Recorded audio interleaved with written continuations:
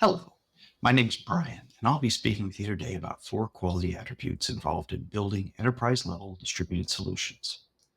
Those are availability, resilience, reliability, and to a lesser degree, scalability. Do you have a distributed system? Well, you may if you have multiple applications in your solution which operate across multiple networked environments at once. For example, if you have a browser on a user's laptop that opens up a user experience on a remote server, and that connects to a separate SaaS API in the cloud, which may call other systems which live in other clouds, or route maybe back to a specific data center operated by another organization. I'll show you a few examples of how we're going to deal with building resilient cloud native platforms, including our latest DevOps offering from Jeff. Each of these quality attributes can be designed into your system to meet your specific technical goals, possibly building up to offering a service level agreement to your customers. First, we'll dive into the theory, talk a little bit about tools we have in the open source Golang community, and show a couple worked examples, which should give you a practical way to plan and test your own distributed applications. This talk does stay at a high level and does not contain any proprietary information from any of the examples. Rest assured, they are real-world examples that are systems that are out in production today. I will also show a few diagrams as we go through this. Some are my own, but where it's a picture that I've borrowed from someone else, I've cited the publicly available source in the slide notes. Let's take a look at why this is important. So we start with this. This is a pretty well-versed picture set of points that talk about distributed computing that kind of made the rounds and everything. And this is a set of assumptions we might start a project with. And we generally know from experience that as we get out to a production-grade system, a lot of these things tend not to hold true, right? These reflect the lessons of systems engineering, the engineering of multiple systems as opposed to single self-contained systems, or maybe even MVPs over the last few decades. In software, we often start with that core system, an MVP, a proof of concept, and then if we're successful, we grow. Number of users, increased functionality, possibly broadening out to additional tools, different integrations, and then we start seeing failure modes as that system grows, which are both analyzable and preventable. The key is to get design in there at the right point in this path. Hopefully, the quality attribute aspects of design are considered up front, but the techniques we see today will certainly be able to be added later as needed, just a little bit higher cost to implement and test. The other lesson we've learned is that there are many levels of quality, from good enough to supporting higher performance levels. Maybe we phrase this as a service level agreement or SLA, which is effectively a more specific quality contract with the customer. Both what the customer may see as value and expect in the solution, and what an engineering team has confidence in. Read, we've tested it, and can provide a guarantee during normal operating conditions. Specifically, to talk to some of these points, distributed systems face challenges in the fact that the network connection between different subsystems is fundamentally unreliable. In timing, some operations taking longer than others to complete or identify an error condition. Other actors may interfere with our systems. Maybe we call this secure operations. There may be changes to the network topology itself, which our applications will need to know about. And looking at number 8, the conception that all networks are exactly the same. Each of these aspects focuses on the networking and integration side between subsystems, and this is one of 3 major classes of failures which may affect our system. The other 2, apart from networking, being hardware failure, probably CPU or some memory or something like that. And then the last one being storage and persistence failures when we talk about writing things to disk in persisting state. We'll see all of these as we analyze our system for likely types of failures. In short, there are lots of things that can go wrong as we think about how our subsystems work together. And we'll rely on systems thinking to look at which are most likely and how we mitigate the risks. Now, typically mitigating risks is reducing the impact of them if they do occur, or reducing the likelihood that they'll actually occur at all.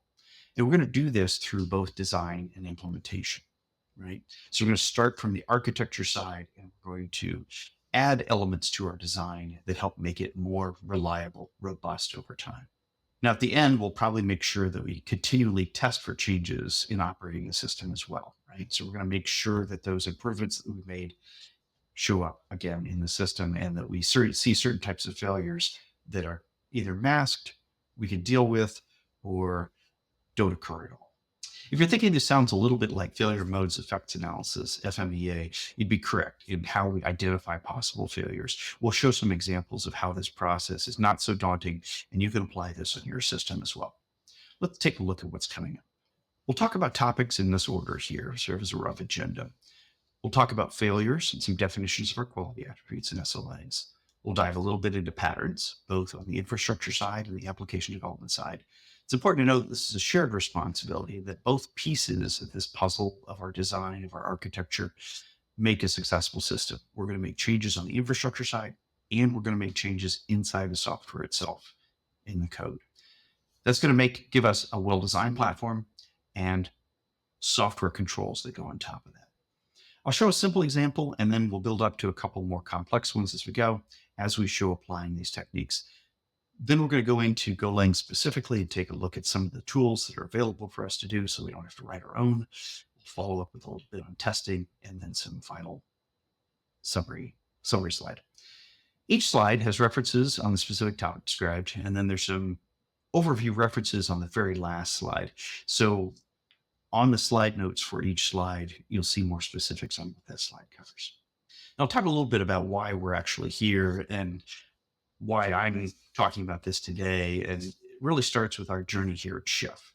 And we came up with the idea of a brand new DevOps solution, which gives fundamental capabilities of monitoring a customer's infrastructure assets, do some things that our previous systems had done in terms of infrastructure configuration management, compliance, typical DevOps sort of work processes, and then extending this into a general purpose job system, which could work across customer data centers on-prem, multiple clouds that they may have assets in, desktops, and which we could also bring to market as a software as a service offering for a large number of customers. So multi-tenant type offering here. This system started as an MVP over a year ago, and we launched our first version AWS last month of SaaS solution. As we talked to more customers, probably similar to your journey, we had lots of questions about these quality attributes. What could the individual customer expect in terms of system performance? How often could they do jobs? How many assets could they include in these jobs? What if the system went down? What if the network went down between us and them? What would happen to jobs in flight or ones which had not been delivered when an outage happened? Could Chef offer a service level agreement? If these are things that your system is trying to answer questions on as well, this is probably the talk for you.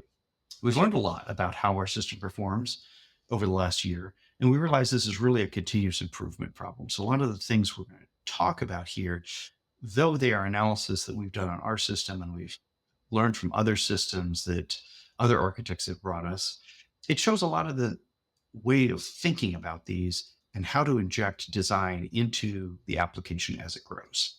That's easier to state goals than it is to prove a system will not fail. A lot of times, a more approachable way for an engineer to deal with a system, improve quality attributes, is to play the organic development of features. In other words, making a process your own, right? So you have to have kind of a checklist or a set of tasks that you're going to execute probably over and over again that fit within your development process. These steps are just one way that we've listed out to build availability and reliability into your distributed application. This design process works for both large systems and smaller systems with less stringent requirements. So fundamentally, just go through these, start with your system diagram and what your business process description is. Figure out what your goals are.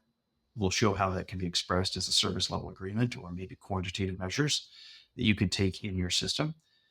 And then go through a brainstorming exercise that we'll call FMEA to understand what failure modes might be present. Then you're going to go through looking for design changes. We're going to back this with particular patterns that we know from previous experience that have worked. We'll list a few of those as we go along here. And then finally, after you've implemented them, deployed your solution, test and make sure that you're meeting your goals. From an operations perspective, you're going to continue monitoring your solution. You're going to automate your playbooks or your standard operating procedures to recover. That's great. But the important thing for the development team and certainly an infrastructure team supporting a solution is that you're going to learn from operations as well, right? So when you have a root cause analysis after an outage, turn that around and make sure that turns into the design cycle at the very beginning again.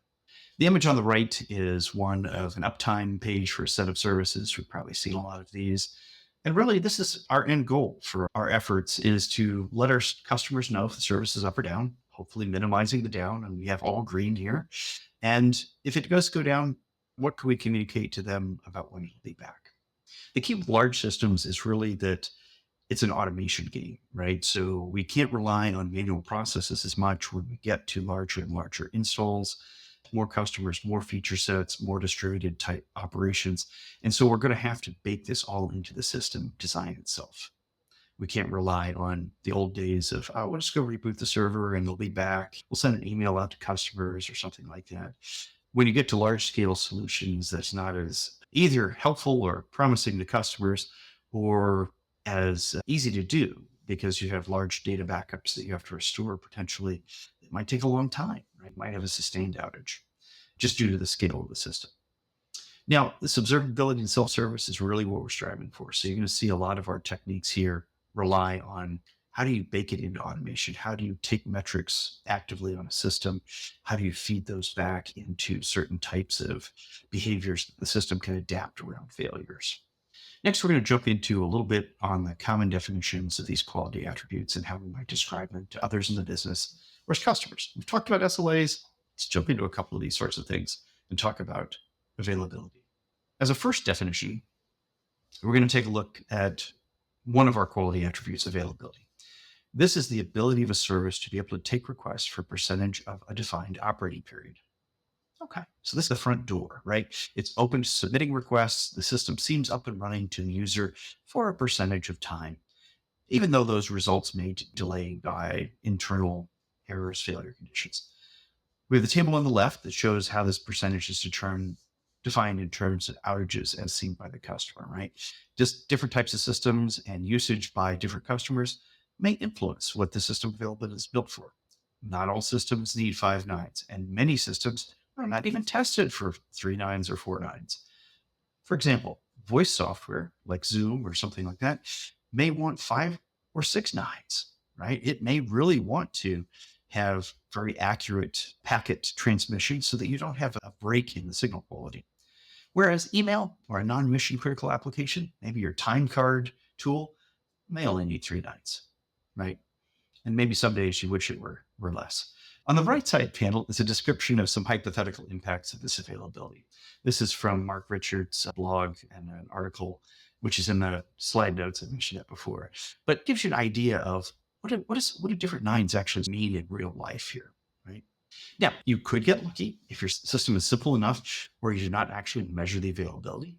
Your system may have a particular built-in high availability already. In a lot of cases, though, this isn't enough to give a customer a formal service level agreement or a contract, which says we're going to hit this, or there are some repercussions afterwards. There are, however, design changes we can make to get to a desired availability, both in terms of making sure that the theoretical redundancy in the system supports such a statement, and by masking failures, maybe caching data to make sure that a client application doesn't notice that a backend service is temporarily down or intermittently down.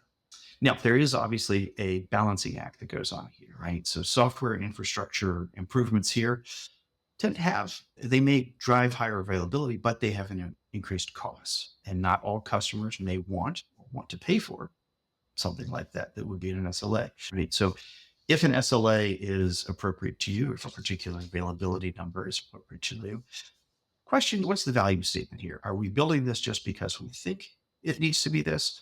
Or are we building this because our customers really have a need for it to be this? Note that not all components have to be running, and data does not have to be consistent up to the minute. Only the operations can be started. This also talks a little bit about how little time you actually have to return to operations after a failure. Manual processes could probably get you to 2 nines, but you're going to need automated recovery and monitoring at multiple points in the system to get to 4 nines. The calculation is shown at the bottom, which can be easily implemented and calculated in the system through tracking health checks and telemetry metrics.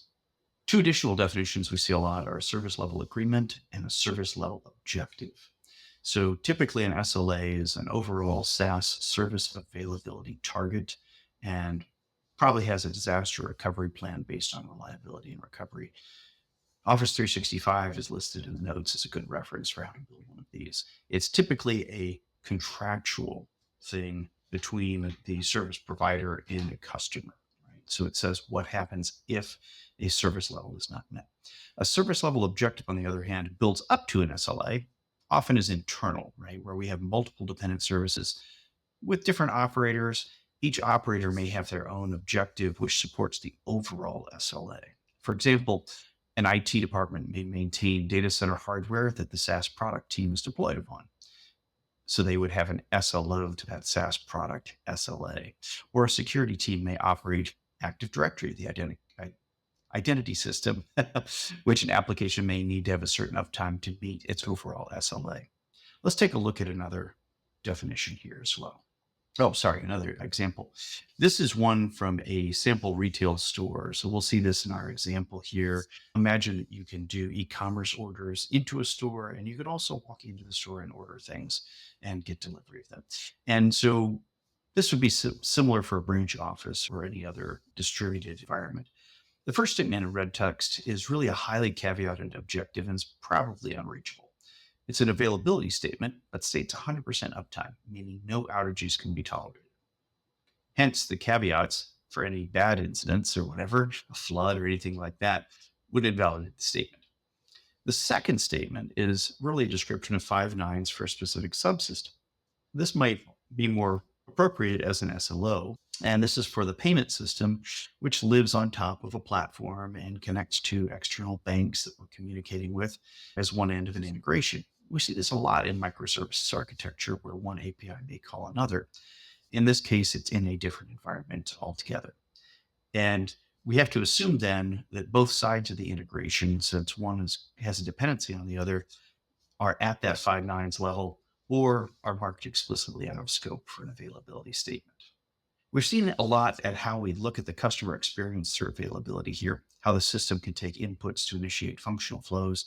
Let's take a look at resilience and reliability next. And that's going to be the ability of the system to correctly process until either successful completion or a known error condition that can be reflected back to the user to go all the way through and mask any failures that might occur.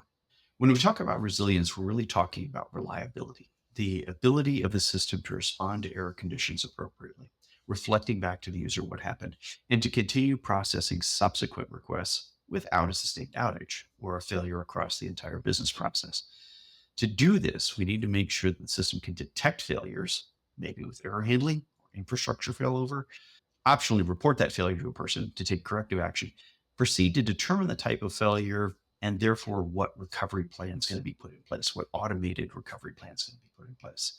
Since failures can happen at lots of different levels of the system, the responses, which ideally are automated, will span both hardware and platform reliability fixes. And then you're also going to have software components as well. And we'll see these in the examples. The last one here we'll talk about after resilience is really reliability, which is much more quantitative. Reliability is the percentage of time which a system or subsystem performs reliably and is normally applied to a complete business process, such as purchasing a product, as an end-to-end workflow. As opposed to availability, which is the amount of uptime for submitting a request, reliability is the amount of time the system can perform entire operations, the ability to complete the operations. It's usually measured by 2 metrics, mean time to failure and mean time between failure. For software systems, usually we combine this into a single measurement because MTTF really is fundamentally a hardware type measurement there. And then you can see there, mean time between failures is something that we can actually measure on the software side where we have outages and things like that. If the system becomes unable to process, that is, it suffers an outage, we're going to define 2 particular terms related to the recovery. We're going to talk about a recovery point objective and a recovery time objective. The RPO is effectively how much data is lost between the time when the system goes down and when it's recovered or declared normally functioning again. The recovery time objective is how long that recovery takes, right? So not how much data is lost, that's RPO, but how long it's going to take to get the system back up and running again. For example, a system which is backed up once a day and has a failure in the middle of a Wednesday has an RPO of up to 1 day, the last backup. And an RTO, we'll say maybe 5 minutes that it takes to reboot the system and apply the latest database backup. Right? So these two can differ. We haven't talked about scalability yet, which is really a whole other topic, but this is the third leg of our stool, reliability, reliability, availability, and scalability together form that three-legged stool, which is usually tested under a number of concurrent operations or load that the system can take on without showing failure signs. We define this as the normal operating range, right? So what we want to do is build our SLA around what we've tested to. Now, when we have complex environments, we could look at reliability and availability and figure out what their theoretical number might be, right? And so maybe this is for either availability or reliability, we have to multiply the subsystem components which have dependencies on each other. In series, this gets worse, right? So a 5 nines in series with a 5 nines is less than 5 nines. If it's in parallel, then sometimes that can get better. So if we have redundant components and only one of them goes down, or if we assume that the failure mode is that at most one of them will go down at a time, then we may have better availability or better reliability because we have two components that could take up the load. Usually we assume that software at the top of the stack is 100% reliable, and then the things below it are less reliable. So we're going to use like a stack diagram like this, show that chain of dependencies from the software layer at the very top on down through things in the physical world. Okay. In the diagram shown, we have two physical nodes, for instance, side by side on the platform. And I wish I could point these out on here. So you see node A and node B that have a big 99.9 on them. That's two elements in parallel, right? So you have some redundancy in there. So that's how we show that on this kind of diagram. The availability of a component may allow for some degraded mode of operations as well, which may count it as still available, right? For instance, order taking may not be affected, but backend billing is delayed. You still may be 100% available. If there are redundant components with failover required, say an active passive database, then remember that we're going to have an RPO and an RTO involved, right? Which is going to impact our uptime, right? So if we can't recover the system within 5 minutes, we can't get to 5 nines. We're going to have an outage longer than that period would allow. If the redundant components are operating active, say at a load balancers, then a partial outage typically does not decrease the availability unless the load is entirely out of our normal operating range. So if you have a side A and a side B, for instance, and side A goes down, everything transitions over to side B. If that load is higher than what side B is able to take, then we may have a cascading outage. In this diagram, the color blue represents software, the application, green is the infrastructure platform, and yellow is external integrations. And this is for the retail scenario that we'll see in a bit. Our sample calculation is pretty simple. Reliability of the entire system is going to be the platform pieces, the software pieces, times maybe some external integrations, times maybe some physical pieces, payment devices. You see on the yellow side there, database reliabilities that's in there, times also your container hardware. And so dependencies and series are multiplied together. And so two elements, one at 80%, one at 85%, will give you a 68% reliability, right? So we multiply them together if they're in series, meaning there's a direct dependency 1-to-1. And elements in parallel, where you have replication or duplicate, redundant, maybe hardware or containers, you get a normal parallel equation for that. Sorry, it's in the notes here. But if you have 5 elements at 85% availability, that might give a total availability at 99.992%. So you can see it gets much higher if you have redundancy. Okay, let's go on and we'll talk a little bit about how we're going to brainstorm about failures here. Here, we're basically going to use a technique called failure modes effects analysis. We're going to go through each layer of the stack and identify sources of failure. We can just scattershot them and go, what could possibly happen at this layer? Look at our stack diagram or our system diagram from before, and then we can just list them out. Now, one recommendation I would say here is that before you get to solving this, before you get to understanding how you might reduce the impact or changing design, list them out, but we want to prioritize them by likelihood. Do that second. And then also, as you're going through FMEA, you might look at it by the OSI 7-layer model. What happens at the application layer? What happens at the container layer, virtualization layer? What happens at the network layer? And so on and so forth. So in the next 2 slides, we're going to see a complete result of this. Again, for the retail example here, I know this is a lot of stuff. You may want to come back to these to look at what these are. But basically, we're going through a tabletop failure mode analysis, coming up with a bunch of failures that might happen. And then you can see we added a couple columns to the right where after we did the initial listing on the left side, we're adding things that we think might be able to avoid this type of failure or things that we might be able to add to the design to remediate. A couple obvious ones that we learned from on this one. There's actually a good case study of Square going down in 2017 and Chick-fil-A in 2021 that I also put in the notes here. This is the second slide of our failure analysis. This is just showing you the complete analysis here of what we thought could go wrong. There are a number of solutions for dealing with risks. For example, when we have a dependency on a separate cloud-dependent service, we may have an offloaded login to a third-party provider. We may exclude that from our calculation, right? And we may go, hey, that provider doesn't give us a service level agreement, or does, and then we can include that as a dependency in our own calculation, right? Or we may just go, we can monitor it and add maybe redundant paths to it and be able to maybe pad around it a little bit. In the case of a database or network link, we might add redundancy again, or we may have a contract for a different service provider to give us insurance or spare capacity to jump in case of failure. For long-running services, we may implement checkpointing or store and forward to save the request to disk before starting a long-run workflow. If you're the primary service provider, the one with the SLA to the customer, usually we can't do risk transference to a third party. So in our case of a login service that someone else is maintaining, we may have to accept that risk and bear it within ourselves as maybe a service level objective that we'd like to monitor with that provider. We may not be able to pass that along to the customer. Okay, now we're going to take a look at how we're going to improve our designs, what patterns would we use. When we get to looking at our top failure modes, what are we going to apply to change that, right? Sometimes these are prior examples. They might be codified in common practice or a new module that we can adapt into our own solution. We might use it to improve either availability or reliability. Fundamentally, the system needs to automatically identify a failure in another component and adapt around it to stay in a healthy state. And that healthy state is either being able to, in the case of availability, accept new requests, or in the case of reliability, continue processing your workflow while it goes along and it encounters something that it wasn't expecting. We may use different approaches depending on the layer of the application we need to improve the performance in. And so we're going to see on the next couple slides, we'll see a set of infrastructure patterns and we'll see a set of software patterns. So for the infrastructure folks out there, this is really talking about the infrastructure patterns that we rely on. Also, remember, it's easier to use the provider's redundancy mechanisms because they'll work well within the platform.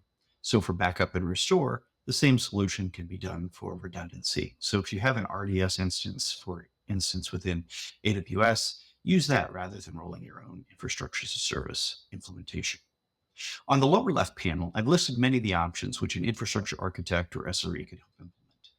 The only one which is probably lesser known of these is the geode pattern, which is described in the speaker's notes as one that Microsoft came up with, where services are located in multiple regions globally and any one of which can serve any given customer, possibly routing to a region-specific backend. Well, being a good solution for something as big as Office 365, it, like all infrastructure solutions, has a cost associated with it. And some of the infrastructure solutions provide security benefits as well, such as a web application firewall, which can throttle or restrict traffic from bad actors, as well as rates of traffic from actual customers. So some of these can have two different usages in them. Most of these are designed for service interactions, not inside the same cluster environment. Since the likelihood of network failure is low inside of something like Kubernetes, the same cluster, it's more likely that you're going to see a failure between environments where you're reaching out from one cloud environment to another. Let's take a look at software ones now. Reliability, resiliency, availability, and scalability need a single pattern for scalability, consistent across all services. Rarely is a good idea to mix and match methods, with some services doing one thing and others on different patterns. So when we come to software ones, we might have a set of services that do CRUD operations, and then we might imagine ones doing CQRS as well. Typically, mixing and matching these makes it very difficult to put in the type of scalability and availability changes that we want because we have to deal with two different patterns. If you're doing database transactions, also remember that your backend may be constraining your software a little bit as well. So try and put true database transactions in a single centralized service. And try and avoid using a transaction broker if you're having to span a transaction across multiple services. Finally, think about what your recovery should be if something fails. And microservices being restarted, what actually happens then? We call this idempotency. So this is the ability of how your service is going to perform an operation twice in a row with the same effect, right? So doing a read operation is inherently idempotent, assuming the backdata doesn't change. But retrying a payment would not be idempotent, right? Because if you ran it twice, the person might be charged twice. So you'll have to add some things like maybe a transaction reference ID that says the second time the operation gets requested for the same purchase, the processor knows that it was submitted previously and just says, hey, I'm not going to do this a second time.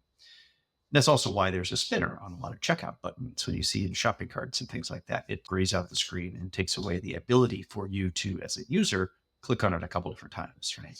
For our DevOps example as well, you're going to see that we want to fail safely. And since we're a job-based system against infrastructure, we want to make sure that jobs in flight, if they get put in during the system outage, we have deterministic behavior on how that's going to happen and how to restart them. And we probably are not going to reintroduce those jobs on recovery so that we have basically idempotent behavior, which is failing safe. The lower left panel indicates a list in order of common consideration from top to bottom of software techniques that we typically add to an implementation to increase its reliability. I'm not going to go through all of these. Obviously, the first one goes without being said, but yes, let the user retry, right? That's always an option, unless you have a business requirement that says that's not available, right? Or not an okay fallback. Just cancel it out and then start over again. Now, when we get into software ones, we'll start with error handling first because it's the easiest to standardize. And often one of the reasons that Go programs fail is really just having an uncaught panic exception. So now this list is based on a lot of the ones that are cataloged at Awesome Go. So if you're familiar with that site, the link is again in the slide notes. But many of these, we then go down the list and we go, okay, if we can't do that, can't do number 2, can we do number 3? Can we do number 4? And so we're going to get to more and more complicated ones as we go down the list. Some of the ones that I call out here, we use a term called store and forward.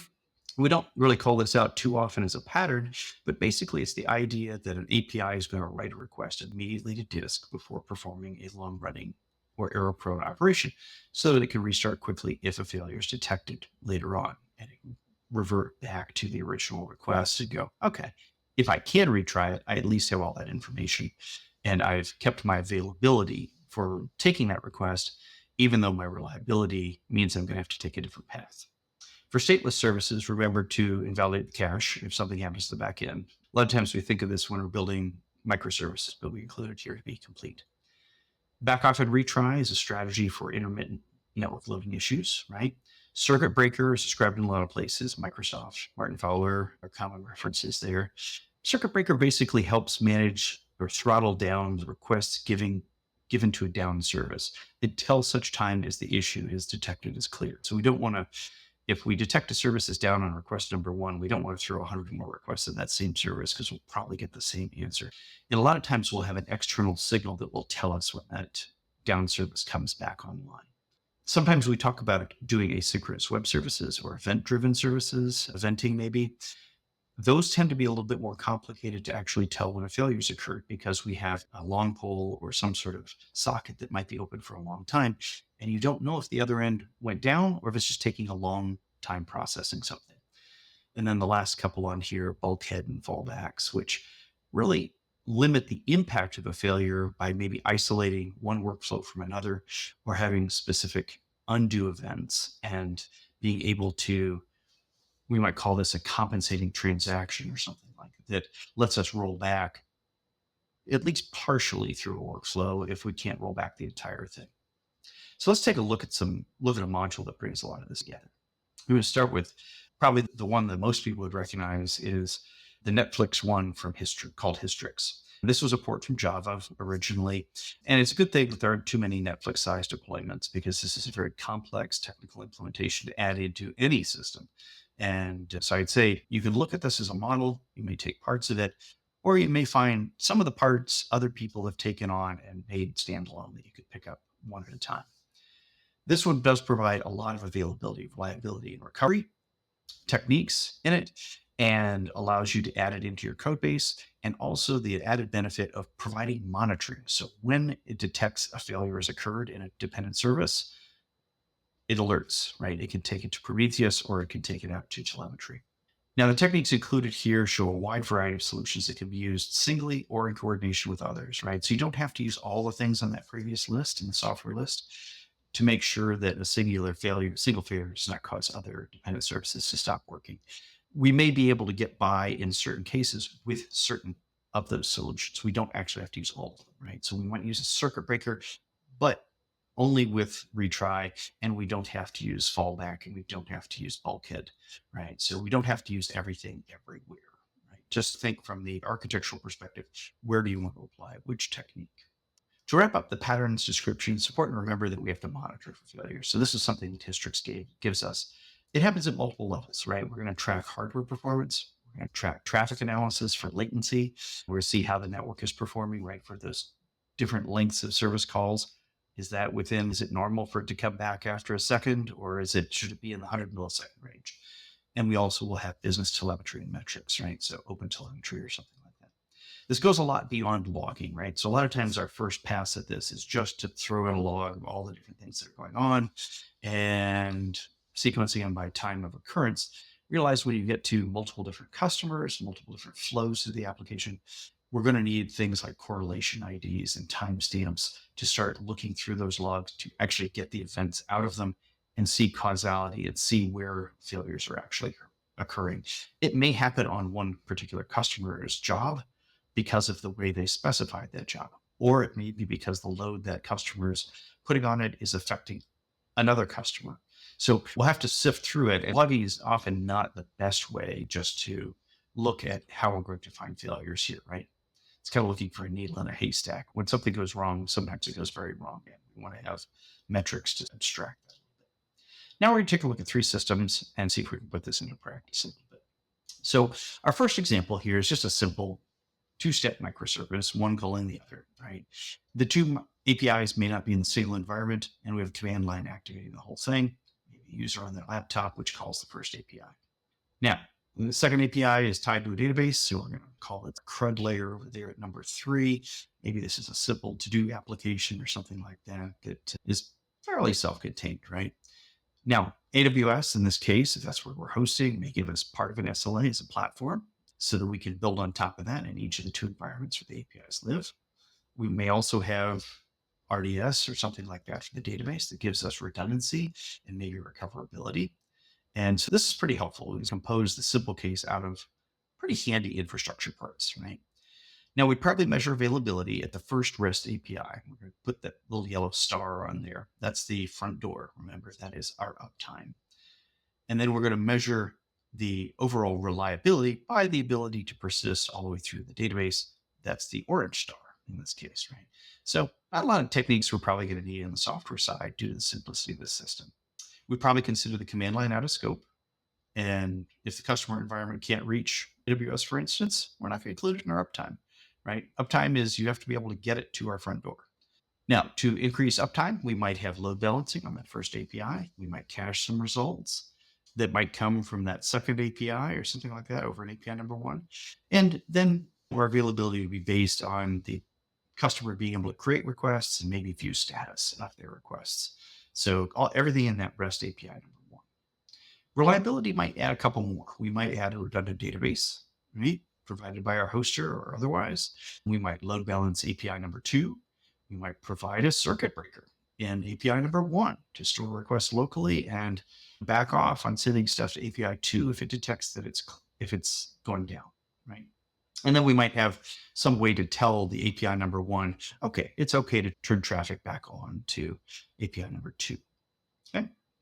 Now, we're certainly going to probably put in place monitoring as well, and maybe continuous testing with something like synthetic transactions. So we send through no operation type transactions. We pretend we're the user and we send something through it, maybe a read operation that goes all the way through the database and returns a status. It doesn't affect anything, but that's what we'll call a synthetic transaction. So we can actually test while the system is running what's going on.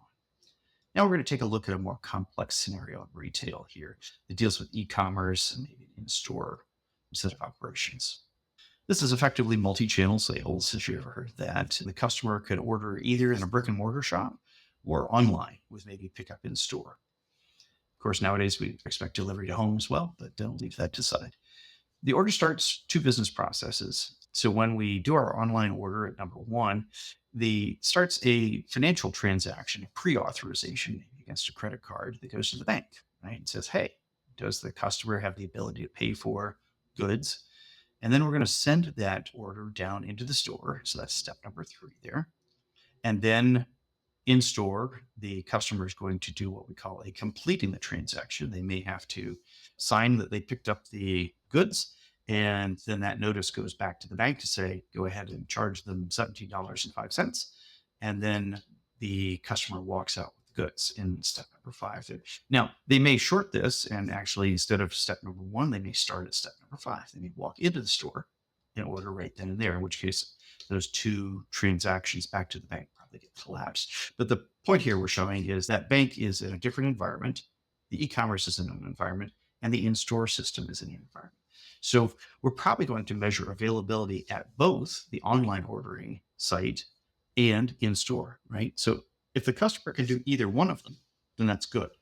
For this more complex set of environments, we actually want to measure reliability end to end. That is, the system supports both customer delivery of goods within a certain amount of time after ordering, and the financial transaction is correct 100% of the time.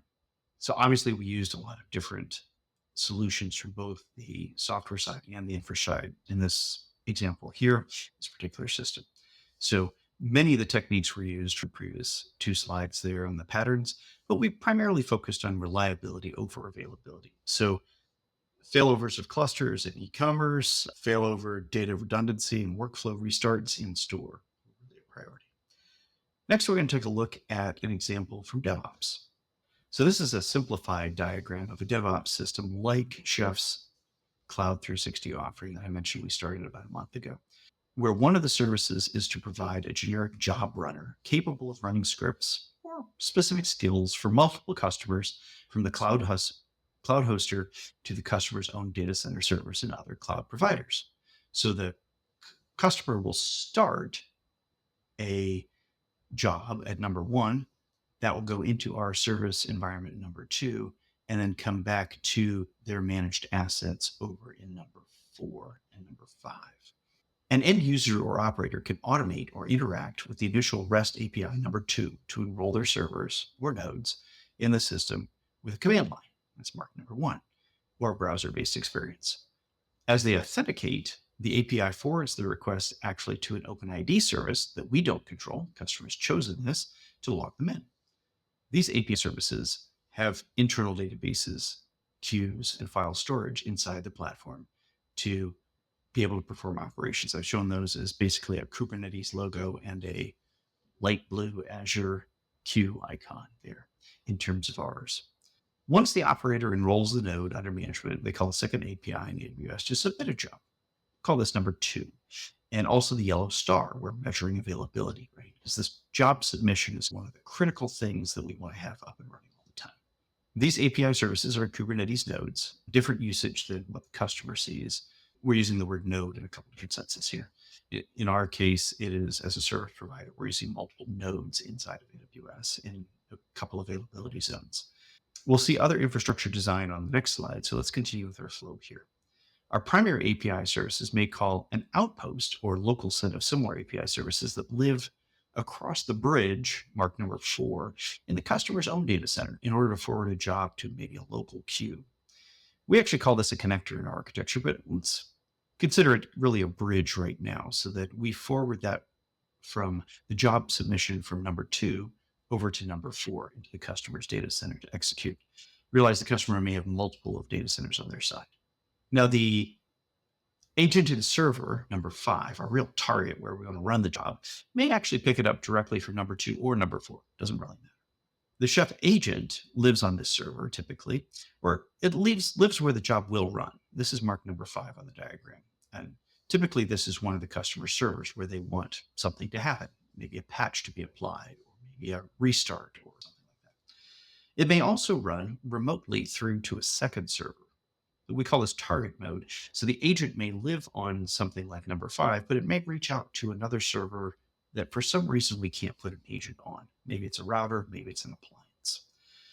The job goes then from the Chef API service to that Outpost API service in the customer environment to an agent or maybe a proxy for remote targeting to effectively where that destination of the application or service job will run. The final part of this workflow, which we want to make as reliable as possible, is the agent reporting back what happened, the completed state, back through the same chain, through the outpost, back up to AWS and the APIs, and maybe populating reports in a web application. We show this as number 6 on here. And also where the yellow star, where our reliability metric of successfully completed jobs without failures, or if there was a failure, we can identify what it was and have the user resubmit. That can be measured there. We've designed our overall reliability based on a lot of AWS primitives for infrastructure and also application techniques. And we do exclude from our service level at this point customer responsible items such as how outposts are running, how their SSO is running, and their target server reliability, right? The actual server that's running the job may have failure modes and things like that. All we can do is monitor for those. And so when we say a service level, we're really giving the customer a service level objective because our system is so tightly dependent on their reliability for most of it. We can certify our reliability in the fact that it'll identify that an error occurred, but that error may have occurred in an asset that the customer controls, or maybe in the case of single sign-on, that they are operating on our behalf. And so we don't have an actual SLA at this point. And so that makes the reliability calculations a little bit more manageable when we can exclude some of those things and say that isn't included in our reliability calculations. So we call these customer responsible, or CR, typically. The other deployment is if a customer deployed the system entirely on premises. We're not really going to cover that here, but many of the infrastructure parallels exist. So if we have AWS RDS services there, we can have a multi-node redundant database on-prem as well. And so we typically do infrastructure components in a purely on-prem deployment that doesn't use our SaaS part of the solution. They will have equivalent components on the infrastructure side as what we would have in the AWS. So we'll show on the next slide really some of the software techniques that we've prioritized and how we've built up the production system. So from a basic MVP of sending a job through the system, a lot of places the failures can occur. So what have we done to change the system and improve it? Go through these in the order that we present them here, but they're really from the front door on through to how do we monitor things in production. So we're still adding changes, improving the availability and reliability of the applications that make up this latest DevOps offering. But this is just a summary of what they are. One thing you'll notice here is that even our diagram, if it's only a few different forwards between different services, but it does span different environments, we're bringing a lot of different, both software and infrastructure patterns to bear on this, right? The specifics don't really matter too much unless you're building exactly the same system here, but I'll start talking through the process of how we brainstormed, identified failure points, and put in place these techniques to improve the availability and reliability right now.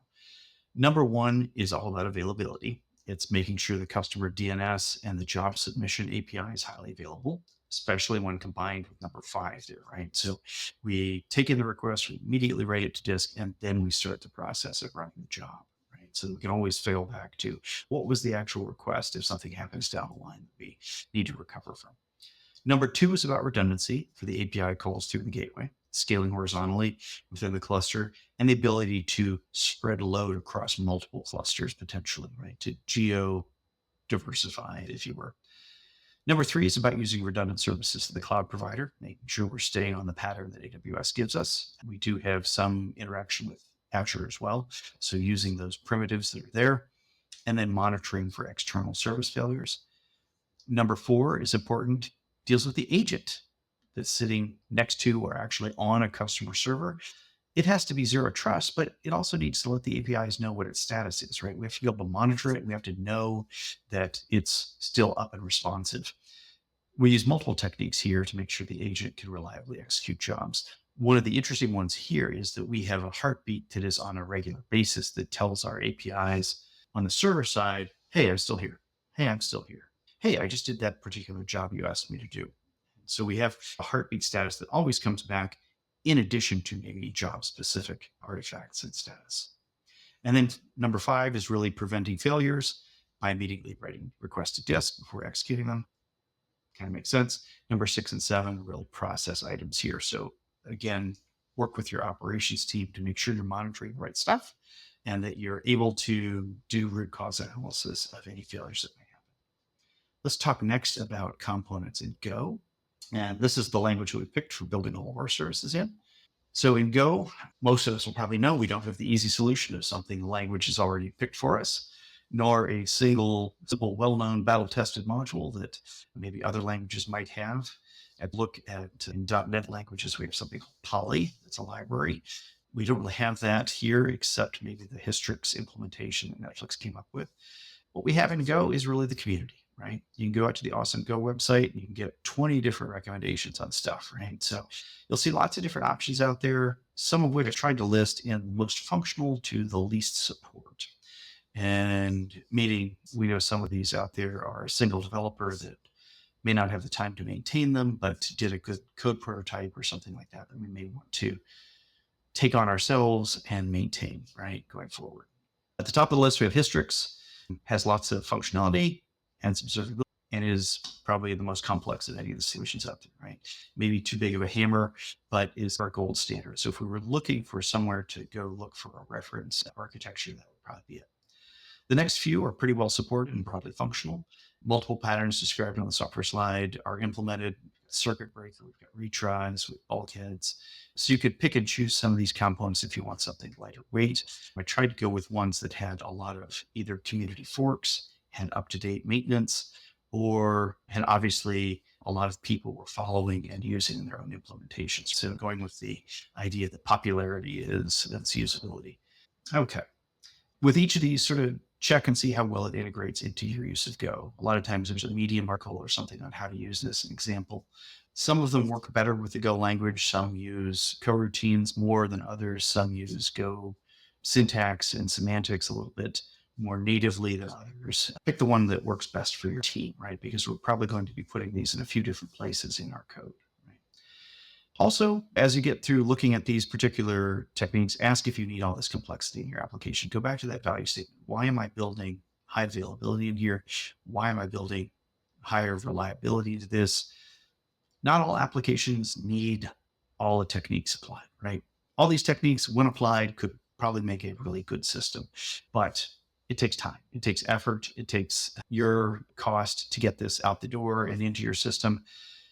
If your customer is demanding an SLA, figure out what parts of that SLA are most important and figure out which components support that best.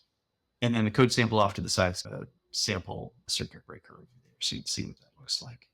Last little note here, for distributed systems at scale, plan on having a regular test program, right? You can't do this automated. You have to have people that are running tests, new tests, different types of tests. Pick some test tools that the test teams are familiar with, and of course, standard guidance, don't have the developer test their own stuff, right? They're only going to be looking for things that they conceptualized, right? A tester's going to find things that a developer probably never thought about, right? Which is what we see when our system faces first contact with the customer, right?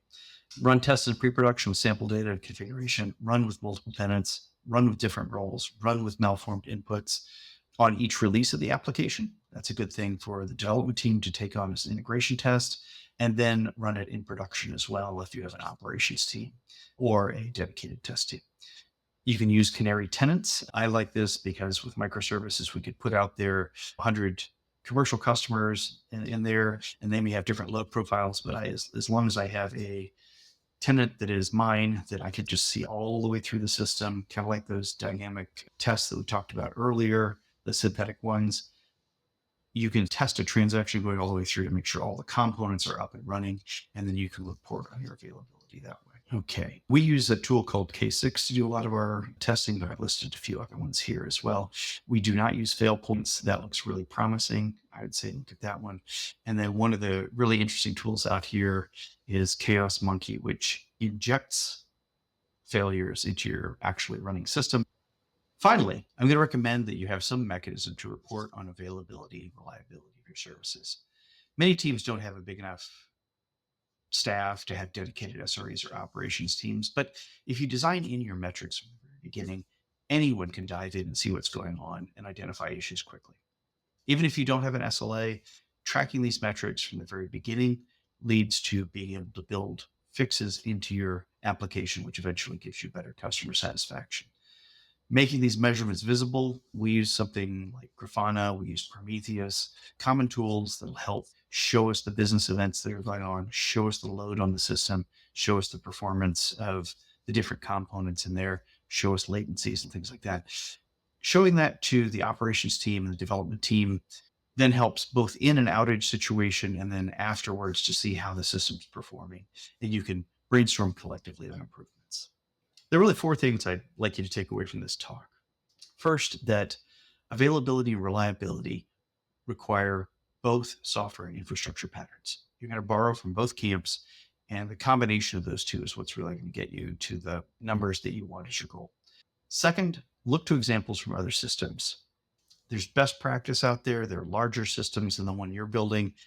That just shows that the path has been paved ahead of time. This common practice gets built into application templates over time and eventually becomes the kind of the easy way to do this, right? You don't have to build your own model from scratch every time. And this is certainly something I think AI is going to help with over the years, is it'll be able to look at all these different patterns and then go, this is what you should actually use. Until that point in time, use your experience or your knowledge from other systems as a guide. Third, do as much as you need. Don't do any more, don't do any less. This is a balancing act of cost and schedule against technical, we call it chrome plating or over engineering. Use your architect's experience here to know how far you should go with each of these techniques, right? You don't need all of them. You may need only certain ones right now. You may need other ones over time. Finally, number 4, don't overlook testing and quantitative analysis. It's the only way to be sure before you advertise an SLA to customers. Now we've got a wrap-up slide here that shows some of the high-level resources for this talk. We mentioned Poly for .NET briefly. Histrix from Netflix is a good Go model to look at. Chaos Monkey for testing. We mentioned a lot of other things. Those will be in the slide notes as we go, as you pull those down and look through them on particular topics. FMEA, particular other testing tools, different pattern references and things like that. Of course, you can look through cloud providers' best practices. Both AWS and Azure have good, well-architected programs that sort of give us a list of these are the prescriptive things that if we were to give you a workshop, and they can, this is what you should look at for a large SaaS application that's going global or is in lots of different networking environments. Uber has a really good compilation here of notes on the SRE role. If you're ever wondering, what does DevOps do? Where did DevOps come from? It came from SRE, site reliability engineering, and came a little closer to development. But they talk a lot about how to operationalize systems and how to put in place good discipline on these practices. And finally, if you're interested in the latest from Chef, I put our product documentation at the bottom here. As a thank you, I'll put a little bit of a pitch here. I'd like to thank the engineers that obviously published before on this topic. The history goes way, way back over multiple decades in terms of building available and reliable systems. Obviously, the teams at Poly and Netflix who've bottled up a lot of this into tools, modules that we can use. Thank you, of course, to the open source engineers who maintain all the tools that we talked about here. A lot of teams at AWS and Microsoft and other cloud providers that brought us lessons learned from that, and especially on the infrastructure set of best practices there. They were really the first ones to see global scale on a lot of these things as organizations moved out of their own data centers into shared hosting facilities. We obviously learned from our mentors, and that enables each of us to take on increasingly scalable solutions. Thank you also to you, the audience, for listening to this talk. Without you, there wouldn't be any next application to build. I hope this has caused you to look at your applications, inspires you to talk to your teams about quality regularly. Please reach out to me on LinkedIn if you have any questions or feedback. We wish you a very helpful and valuable Conference 42. From Brian at Chef, goodbye.